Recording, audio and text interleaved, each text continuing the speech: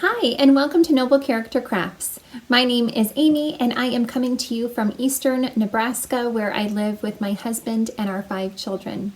Today is Friday, October 29th, 2021. A huge welcome to any new or returning viewers. Thank you so much for joining me today. I hope that you really enjoy this episode. You can find me online on Instagram and Etsy at Noble Character Crafts. And you can get in contact with me through my email at noblecharactercrafts@yahoo.com. I will have links to the places that you can find me in the description box below, as well as show notes for this episode.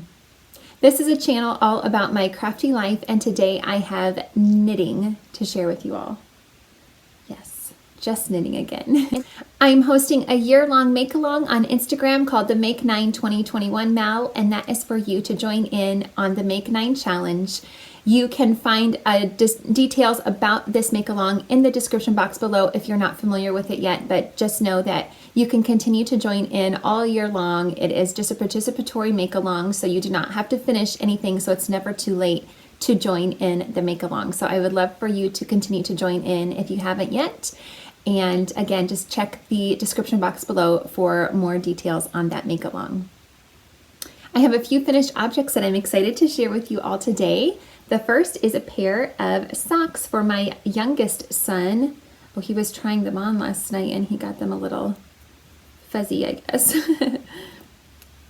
I was able to work these up really quickly. Obviously, they're shorties and they're really small, so they just worked up so quickly. Last time I showed these on my last episode, I had just cast them on and I had a tangled mess with the yarn that I was working with, but I was able to get that sorted and make these really quickly. I cast on 56 stitches using a US 0.2mm needle, and I did a 2x2 ribbing for 20 rounds.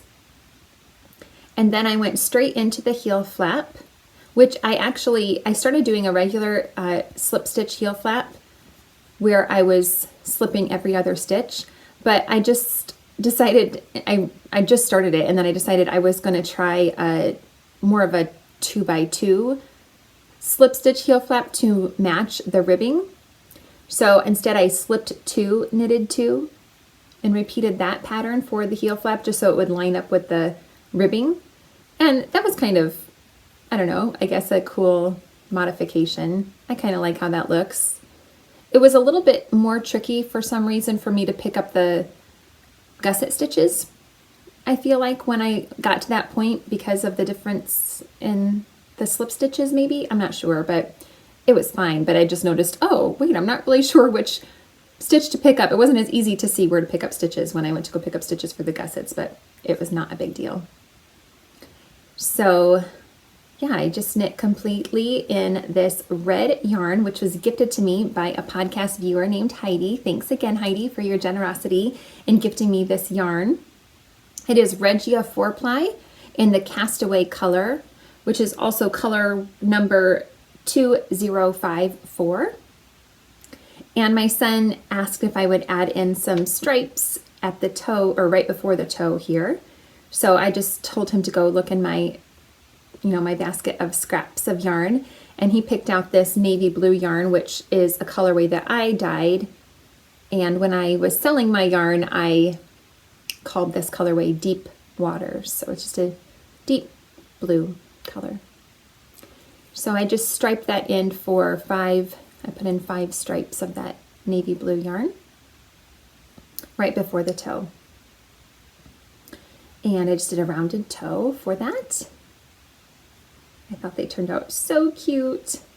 He really likes them and he's anxious to wear them. I finished them pretty quickly after I podcasted last, and so they've been done for a little over a week and he's anxious to actually get to wear them. He's been very patient in waiting for them. The Regia is 75% wool, 25% polyamide, and my colorway there is a 75% superwash merino, 25% nylon base, but both fingering weight. And since my youngest son had these made for him, then my second youngest son, so this boy is 8, and then my next son is 9, my second youngest son is 9, and he asked for a pair as well. So here are his pair. He picked out these yarns from my yarn stash as well. So he actually picked out a different color that he wanted for the cuff, but it is, I'll show it to you in my whips, because that base that he picked out that he wanted for his cuffs was an 80-20, so 80% superwash merino, 20% wool, and that is just a little bit more plump, a thicker yarn than a 75-25, and I cast on 56 stitches with that pair, but they were turning out just a little bit too big. They fit onto my foot, and so they were too big for my son. So I told him, because originally he wanted to have this color just for the heel, and then that color that I have on my other pair of socks that I'll show you in my whips for the cuff. But otherwise he wanted the stripes on the foot and the yellow on the toe. So anyway, the yarns that I did end up using for these are Knit Picks Stroll in the Rainstorm Heather colorway, is this teal. Then for the body of the foot, that's Knit Picks Felici in the Stone Harbor colorway. And the yellow that I used on these stripes in the cuff and the toe is Yarn Bee Color Idyll, and the L is for Lemon colorway. I just decided to add in the stripes in the cuff and the toe with the, the opposing color for the cuff and the toe, just to kind of tie it all together a little bit better. I thought that would help everything to look more cohesive, and he liked that idea as well, so he approved of those extra stripes I added in there. I was going to do the modification of the heel flap for these too, but I forgot all about it, and I was already halfway into the heel flap when I realized I was doing a regular slip stitch heel flap, but it's no big deal. It still looks nice, and I prefer it anyway.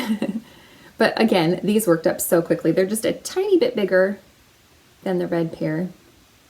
Not much. These two boys are really similar in size. They're only 13 months apart. So anyway, they're both so cute. I just love them. And both boys are so excited to get to wear these. So yeah, I'm super excited to be able to give them some more handmade socks. So those are my finished objects to share with you all. My first work in progress is being held in this adorable bag that I won in a make-along that Jewels of So Sweet Violet held quite a while ago, and this was a prize that I won from Caroline Watts Embroidery. Here's the little tag that I always keep with it so I don't forget who made this bag, but it's just so adorable. It's just this tiny, tiny little bag, and it's got these two little front pockets and this sweet bee embroidered on it. And I believe this is Liberty fabric, I'm pretty sure. And in here is the pair of socks that I mentioned that I started and they were turning out too big. So this yarn is the yarn that my 9-year-old son wanted to have on his socks. It is from a sock set, or a mini skein set, I should say, by Willow Tree Yarns in the it's in a Little Women set of 5 mini skeins of yarn. And like I said, this is an 80-20 base. I had cast on 56 stitches, which I normally cast on 64 stitches for myself, but like I said, there's just a lot of stretch here and they fit onto my feet. So I have decided just to make these for myself. So I've just finished the cuff. I just did 15 rounds of 2x2 ribbing. Isn't that colorway gorgeous? I wasn't too sad that these were turning out too big because I was really kind of selfishly wanting these for myself because the colors in this mini set are so beautiful. I love them. So I'm really excited that these are actually going to be going to me. So I am just going to be striping all of the 5 colors in this mini set throughout the sock kind of randomly, I think, to try to use them up evenly. So I will go through and show you the different colors. I don't know what each color is called. It's just a Little Women set. So each individual color is not labeled, but here's the first color I used. And then I've just worked I think 1 row, maybe 2 rows of this color. It's beautiful. I'm assuming that the inspiration was for the 4 girls in Little Women and then the mom, maybe. But I don't know who is who. Like if Angela had an idea of who she was dyeing each, I'm sure she did, had an idea of which girl from Little Women inspired each colorway, but I love them all. This one's really cool with like a peachy undertone, and then it's got red and green specks in it. Here's more of a blue one. It also has beautiful specks in it of kind of a reddish, maybe burgundy color. Beautiful. And the last color is this pale green and kind of a rosy pink color, variegated. So I'm super excited to work these up. I'm just going to be working them plain stockinette for the body of the sock. So I'm interested to see how these will turn out. I don't believe I've ever knit a pair of socks in 80/20 before that I can recall anyway. So I'm interested to see how these will work up since there's only 56 stitches. And again, I'm knitting them on a US 0 2mm needle, so I don't know, we'll see how they turn out. I hope they're not too tight, but if they are, of course, they can go to my daughter or something like that. But so far I've been trying them on and they seem to go quite a ways up on my leg. I like a tall sock, so I probably will make them pretty tall. But this is my mindless project that I have on the go right now that I can travel with. My next work in progress is being held in this beautiful bag from Tanny Casey, and it has a row counter pin on there from Twill and Print. I'm not using it right now, but I finally recast on my Elly cardigan, which I haven't shared for several weeks. I cast this on back in August, I believe. Yes. I cast this project back in August, and it was turning out too large, so I ripped it out and just a few days ago recast it back on. Finally. I don't know why I've been putting it off for so long, but I had been. So I haven't gotten very far because I just restarted it, but I have just finished the collar. So that's all I have done so far. It's a 1x1 twisted ribbing for the neckline here. For this, I am using a bare yarn on a base that I used to dye on. It is 100% non-superwash fine merino wool, fingering weight, and it's just undyed. I am using, for the ribbing, I'm getting ready, I'll need to switch my needles next, but right now for the ribbing I used a US 2.75 millimeter needles. And all of the needles that I use are Chow-Gu red lace. And then for the body, I will go up to US 3.25 millimeter for the knit stitches, and I'll have a different needle on my other side. For my purl stitches, I'll go down to a 2.53 millimeter for the purl stitches because my purl stitches are a bit looser than my knit stitches. So when I first cast this on, I was knitting, my gauge is a bit off from the original gauge. My gauge is tighter than the original. The original calls for 23 stitches to 4 inches. Mine's 27 stitches to 4 inches. And so that's why I was originally going up to the extra large size. But the neckline was way too wide for my preference. I really wanted a tighter neckline. And so instead, I've decided to make the smallest size because according to my math and my stitch count and everything, I wanted that neckline was going to be tight enough. And then I'm just going to modify the pattern because I'm sure I'm going to need to make it longer in the, the yoked area. It's not a yoke design, it's a raglan design, but up in this top part, I'm going to have to make that a little bit longer before I split for the sleeves probably. But I'm just going to continue with the increases until it fits me, and I'll be able to try it on as I go to make sure it fits me well. I'm also going to be adding beads to this project, which is not in the pattern. I think I showed this off when I showed this on one of my episodes, but again, that was a long time ago. But here's my swatch, and you can kind of see some of the bead placement that I was just playing around with, but that kind of gives you an idea of how the beads look on the project. I have it written in the notes of the pattern which bead placement I think I'm doing. I think I'm putting the bead about right there, maybe? I can't quite remember if that's the right spot, but I have it marked in my notes. When I first started this cardigan, the piece that I ripped out, I was putting the beads in a different place, and I'm going to be putting them in a new place now to hopefully get more of a prominent, so you can see them better. But I have it marked in my pattern. I know I remember that I did that before I ripped it out, so I would know what I needed to do when I re-knit it. So anyway, I haven't gotten very far in that project, but I'm just so happy to finally have it back on the needles, because like I said, it's taken me so long to restart it, and I'm just glad to have it on my needles again. This is one of the projects from my personal Make 9 list. So I only have this sweater and a pair of mittens from my Make 9 list that I really am still hopeful that I'll be able to finish before the end of the year. But again, it doesn't matter if I do or not. If I don't finish everything on my Make 9 list, that's not a big deal, but it would be kind of cool if I could. All right, my next project that I have to share with you, I haven't shared in a long time as well. This is one of my Scrappy projects. It is the Excavation Blanket, which is a free pattern by Jana Pihota. And I have been working on this project for many years. Let's see, I have it written down. I started it back in 2017.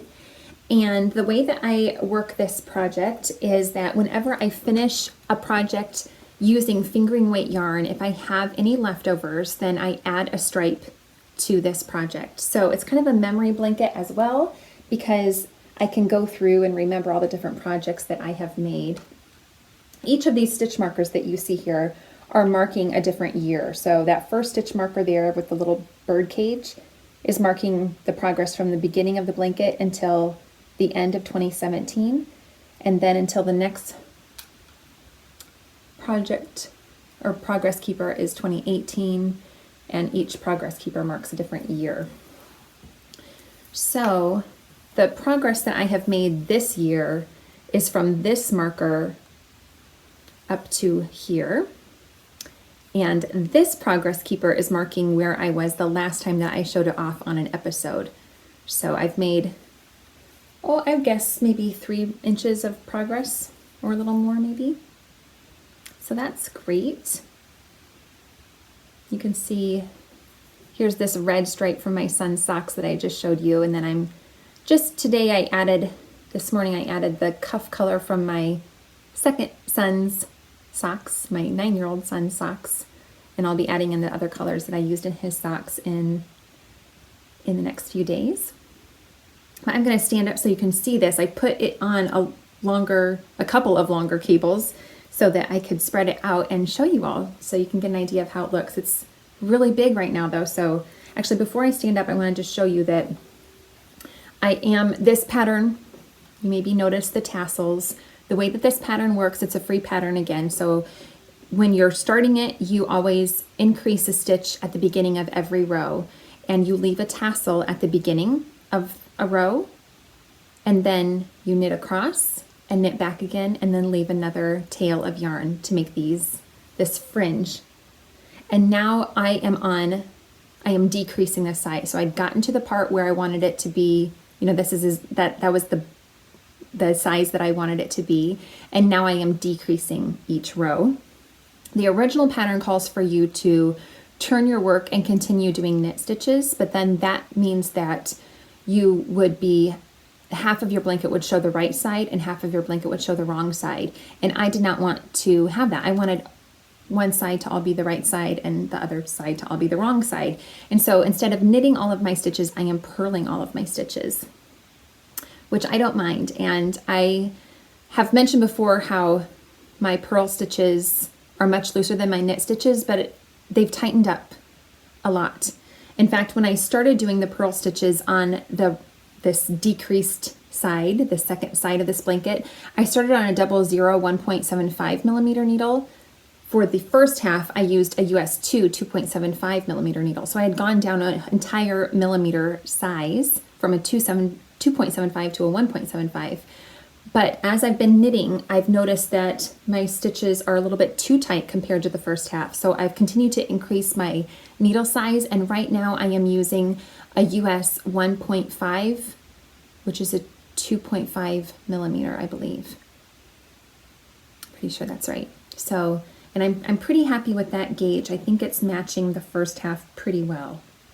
So anyway, I think that working on this project has really helped my purl stitches to become a little tighter and maybe more even with my knit stitches. So now you can see that this part is the opposite end. You'll see when I stand up that the first half has fringe all along the one side, and so then this is the opposite side, and I only have this little bit of fringe on this side. I'll stand up. Hopefully you'll be able to get an idea of what it looks like. I got a new chair. This is a wooden rocking chair.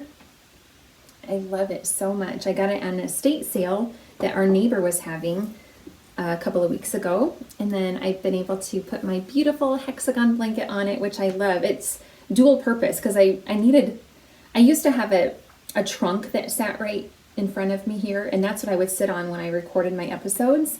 But when we got new carpeting in here, I didn't bring that trunk back in here. And so I didn't have anywhere to put this blanket when I wasn't using it. I didn't have anything to set it on. And so this rocking chair is just perfect because it kind of is a good place for me to put to display my beautiful Afghan that I love so much. And then also, when sitting in this rocking chair, that wooden back is a little bit hard. And so this just acts as kind of a cushion too if you don't need to use the blanket. So it's dual purpose. Okay, let's see if I can show this off. Maybe the chair is kind of in the way, but I'll put it in front of it maybe. And it's going to be a little hard to show it off anyway because it is so big. So there you can see the first half bottom. You can see it's a pretty wide size. When this blanket is complete, it should be square. That is how wide it is. And then you can kind of see how it's coming along here. I just think it's so neat to look at all these stripes. And it's such an easy pattern. It's so fun. I enjoy working on it so much. And of course the rows are getting shorter and shorter now as I'm working on it, so it's not very noticeable because there are so many stitches and it only decreases a little bit each time, but I just know that it is, and so that is kind of nice. But I do enjoy working on it, so I'll be sad when it's done, really. I was wrapping it around me earlier, and it's so great. It would just be great as like an enormous shawl as well. It's so great. Isn't that amazing? I just think it's so fun. When it's all done, I can't wait to wrap up in it. I think it's cool. I love it. I think I might try to twist the fringe when it's all done.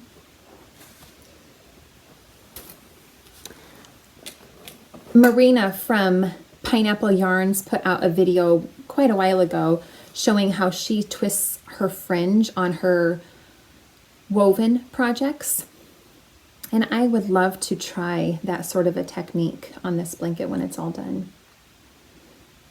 She had a little tool that she used to twist up her ends, which seemed to work so well. So that is a super fun project that I just love watching it grow. Okay, my last project that I have to share with you is the Stephen West Mystery Knit Along, the Shawlography that I have been working on.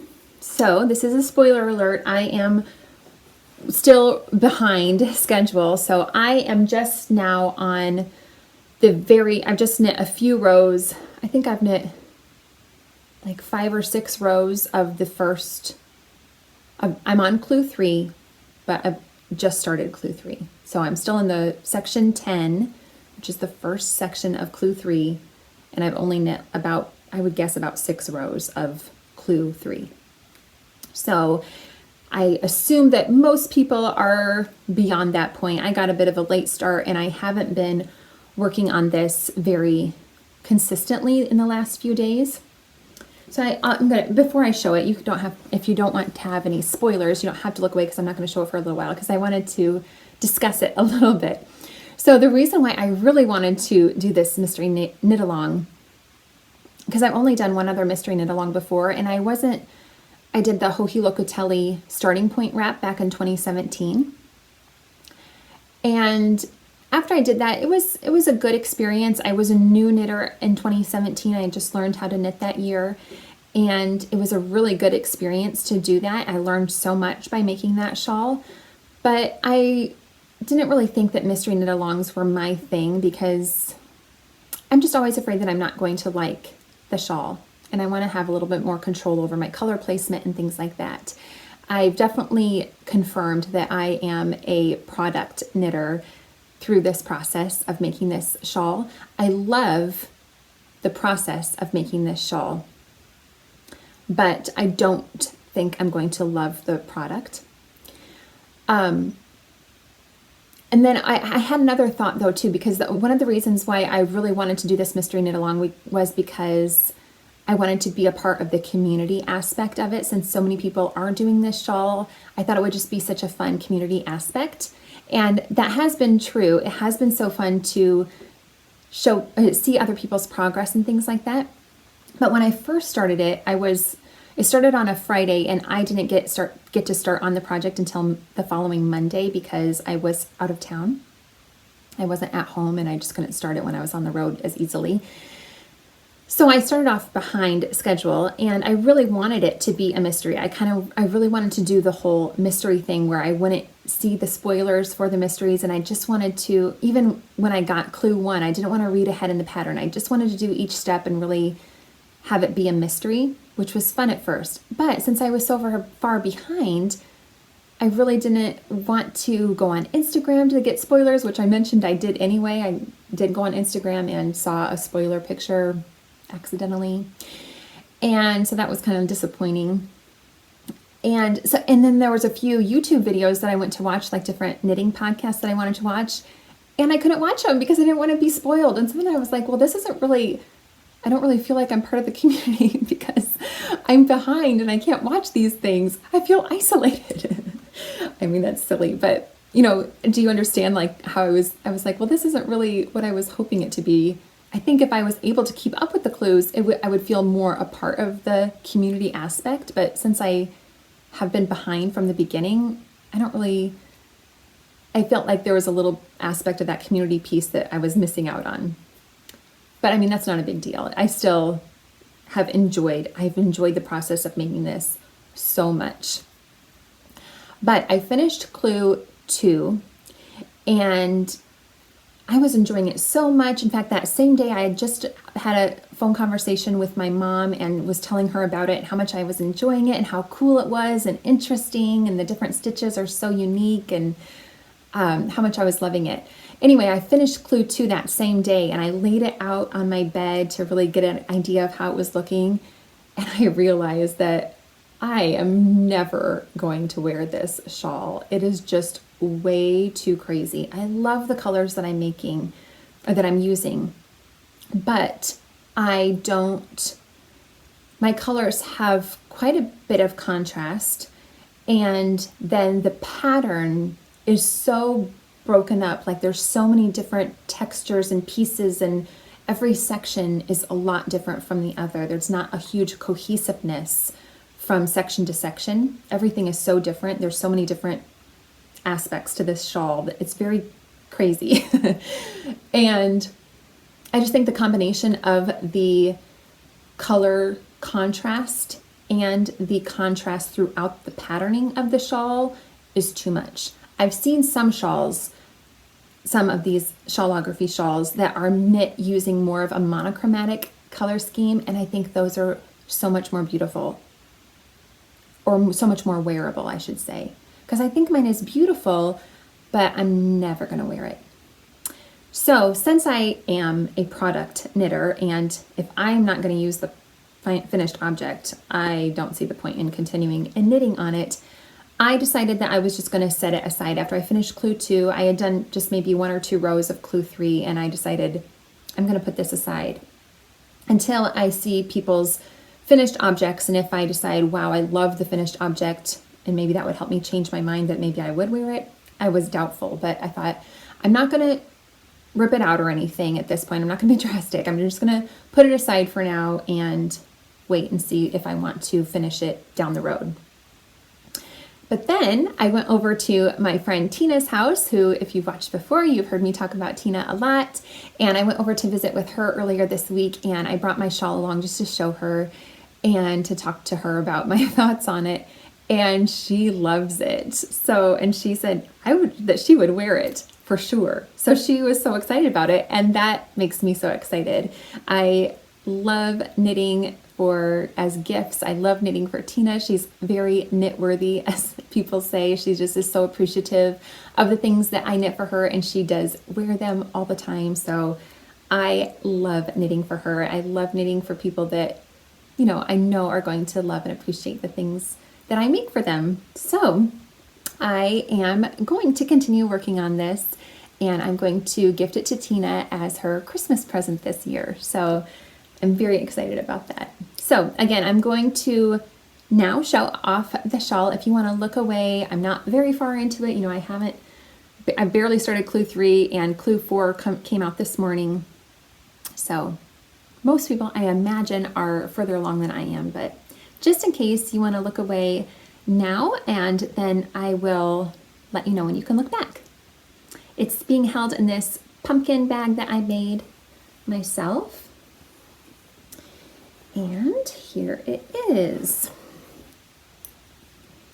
I have a progress keeper marking where I was last time I showed this off. So last time I showed it off, I was still on clue 1, and I was in the 4th wedge of clue 1. I think that was section 2 of clue 1. This cute progress keeper was made for me by my cousin Elly. Isn't that adorable? It's a pumpkin spice donut. So cute. I love it so much. So clue 1 ended here with these cool loops.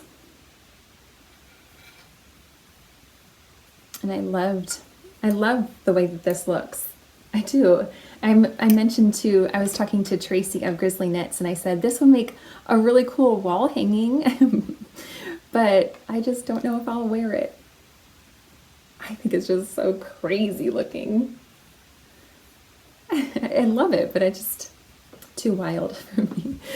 Anyway, clue 2 started here with this. I think it looks like maybe I shouldn't say in case people are wanting to keep this a mystery, but I really like the looks of this section here. And here's some cool textured pieces. I love it. I love all the different stitches on their own. It's just all together, it's a little much. But anyway, these striped sections here on the sides are the end of clue 2 on either side here. And then you can see clue 3. I've just done a few rows of that.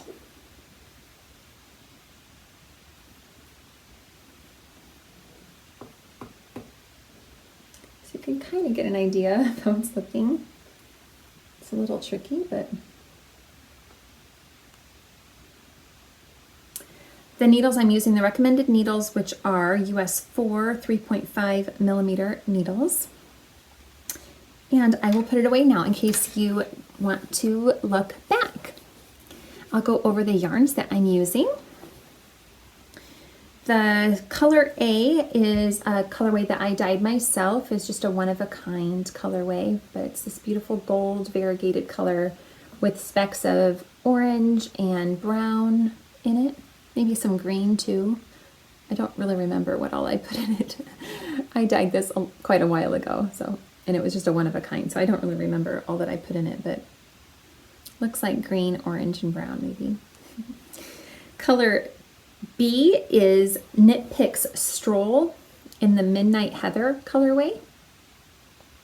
This was just a 50-gram skein. I have more that I will probably break into soon. This is just a super, super deep teal color. It almost looks black, but it is a blue-green colorway. There you can see it really well. Color C is Willow Tree Yarn in the Keeper of the Fields colorway. It also has beautiful specks of navy blue and like a reddish color. Color D is just a bare yarn. These are all on fingering weight 75% superwash merino, 25% nylon. And my final color E is another yarn that I dyed myself. I used to sell this colorway and it's called Comfort. So I love how my colors, I love all the colors I'm putting into it so much. And I'm so glad that Tina likes the shawl and is gonna use it. I'm so happy with that because like I said, I love working on this project so much. I love the process, but if I wasn't going to use it, I was not going to continue working on it. So I'm so glad that she loves it and wants it. All right, so I think that is all that I have to share with you as far as my works in progress. I did get a couple of other things at the estate sale where I got this rocking chair. I got more than just this rocking chair and these few things I want to share with you. I also got an Icelandic sweater that I'll probably wear sometime down the road. I'll show it to you. I just couldn't resist because it was only 50 cents for this Icelandic sweater. Anyway, I also got these two pieces. The first one is, I don't remember I wonder if it was done on plastic canvas. I don't think so. Maybe it was though, but it's kind of like that kind of a thing where you stitch on plastic canvas. I don't really know. I don't really know what this is called exactly, but I couldn't resist. I love winter.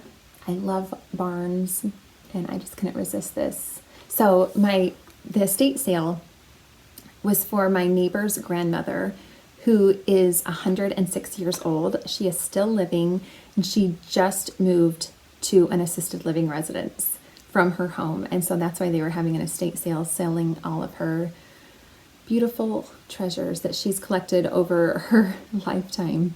So I was really excited to be able to pick up a few of her homemade things, and I will treasure them. So I really loved this piece.